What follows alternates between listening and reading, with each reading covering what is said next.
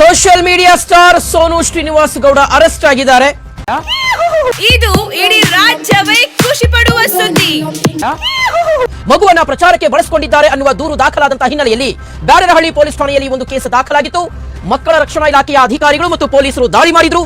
ನಮ್ಮನ್ನು ಕಾಡುವಂತಹ ಕಟ್ಟ ಕಡೆಯ ಪ್ರಶ್ನೆ ಹೀಗೂ ಉಂಟೆ. ಸ್ಟಾರ್ಟ್ ಮಾಡ್ಬಿಡ್ತೀವಿ ನಾವು, ಟೈಮ್ ವೇಸ್ಟ್ ಮಾಡೋದು ಬೇಡ. ಗೈಸ್ ಏನ್ ಗೊತ್ತಾ, ನಂಗೆ ಒಂದು 2-3 ಮಂತ್ಸ್ ಇಂದ ತುಂಬಾ ಪಾಸಿಟಿವ್ ಟ್ರಾಲ್ಸ್ ಆಗ್ತದೆ. ಟ್ರಾಲ್ಸ್ ಅವರೆಲ್ಲ ಸಪೋರ್ಟ್ ಮಾಡ್ತಿದ್ದಾರೆ. ಯಾರು ಹೇಳಿದ್ರು ನಿಮ್ಗೆ? ಅವನು ಹೇಳ್ತಾನೆ. ಬಿಕಾಸ್ ನಮ್ಮ ಒಳ್ಳೆತನ ನಮ್ಮನ್ನ ಏನು ಅಂತ ನಮ್ಮನ್ನ ತೋರಿಸುತ್ತೆ. ಮೇರಿ ಲಡ್ಕಿ ನಿನ್ನಂತವ್ರು ಇನ್ನೂ ಈ ದೇಶದಲ್ಲಿ ಇದಾರ? ನೀನ್ ಪಾದ ಜೆರಾಕ್ಸ್ ಮಾಡ್ಕೊಟ್ಬಿಡೋದಿರಾ?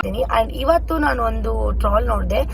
ಆಯ್ತು, ಆಮೇಲೆ ಮೈಸೂರು ಮ್ಯಾಂಗೋ ಪೇಜ್ ಅಲ್ಲಿ ಅವನಿಗೆ ಲೈಕ್ಸ್ ವ್ಯೂಸ್ ಗೋಸ್ಕರ ಏನಂತ ಹೇಳ್ತಿದ್ದಾನೆ ಗೊತ್ತಾ, ಲೀಗಲ್ ಆಗಿ ಪ್ರೊಸೀಜರ್ ತಗೊಳ್ದೆ ದತ್ತು ತಗೊಂಡಿದ್ದೀನಿ ಅಂತ ಸುಳ್ಳು ಹೇಳ್ತಿದ್ದಾಳೆ. ಒಂದು ಬಡ ಹೆಣ್ಮಕ್ಳನ್ನ ಯೂಸ್ ಮಾಡ್ಕೊಂತಿದ್ದಾಳೆ ದುಡ್ಡಿಗೋಸ್ಕರ.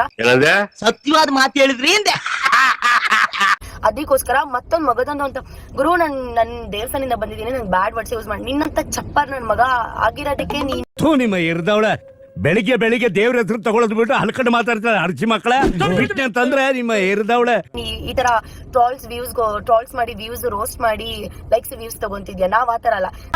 ಲೋಫರ್ ಮುಂಡೆ, ನಾಯಿ ಮುಂಡೆ, ನಿಂದು ಕಂಡಿದ್ದೀನಿ ಕುತ್ಕೊಳ್ಳಲೆ. ಊರೆಲ್ಲ ಸರ್ಗಾಸಿ ಇಲ್ಲಿ ಬಂದ್ ಸೊಂಟಿಗೆ ಸಿಗಿಸ್ಕೊಂಡು ಗರ್ದಿ ತರ ಮಾತಾಡ್ತಾಳೆ. ಗೈಸ್, ನಾನು ಡೈರೆಕ್ಟ್ ಆಗಿ ಹೇಳ್ತೀನಿ ಕೇಳಿ ಏನೇನಾಗಿದೆ ಅಂತ. ಇದ್ರ ಮೇಲೆ ತಪ್ಪಿದ್ರೆ ನೀವು ನೆಗೆಟಿವ್ ಆಗಿ ಕಮೆಂಟ್ ಮಾಡ್ಬೋದು, ಪಾಸಿಟಿವ್ ಆಗಿ ಮಾಡ್ಬೋದು. ಅದು ಯಾವ್ದೋ ಒಂದು ಪಾಯಿಂಟ್ ಇಟ್ಕೊಂಡು ರುಬ್ಬಾದಂತೂ ಗ್ಯಾರಂಟಿ.